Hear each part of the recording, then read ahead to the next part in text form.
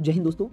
आप लोग स्क्रीन पर देख पा रहे हैं कि हम लोग आज we know that about the layers of the atmosphere. हाँ, तो हम लोग लेयर्स ऑफ एटमॉस्फेयर के बारे में जानने की कोशिश करेंगे, जो खास करके मैक्सिमम आपके जो क्या कहते हैं कि एग्जाम में पूछे जाते हैं। और हालांकि हर एक कॉम्पिटिटिव एग्जाम में आपको ये पूछा जाता है कि लेयर्स ऑफ एटमॉस्फेयर। तो लेयर्स ऑफ एटमॉस्फेयर का जो डिस्टेंस है एक दूसरे के बीच में, जो हमारा जो अर्थ है, इसके पहला जो है वो है ट्रोपोस्फेयर।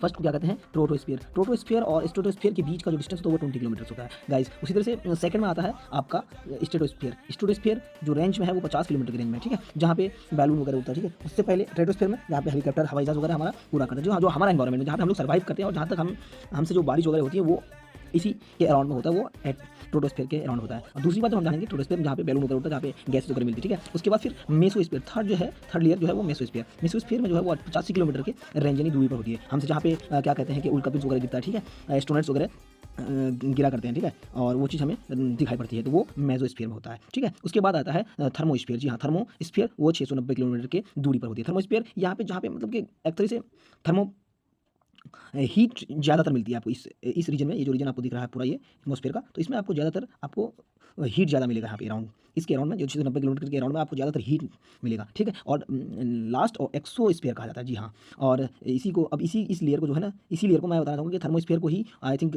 ओजोन लेयर कहा जाता है। ये जो लेयर को ओजोन लेयर कहते हैं। और इसके सबसे ऊपर में है एक्सोस्फीयर। एक्सोस्फीयर जहाँ पे सैटेलाइट्स वगैरह लगा रहते हैं, ठीक है, तो इसको एक्सोस्फीयर, और ये अराउंड आई थिंक 10,000 किलोमीटर के आसपास की इसकी डिस्टेंस होती है उससे, यानी 690 से एबव के जितने सारे हैं वो एक्सोस्फीयर में आता है, ठीक है। थैंक यू, जय हिंद दोस्तों। अच्छा लगे तो शेयर ज़रूर करना, शुक्रिया, और लाइक, सब्सक्राइब और कमेंट जरूर करें।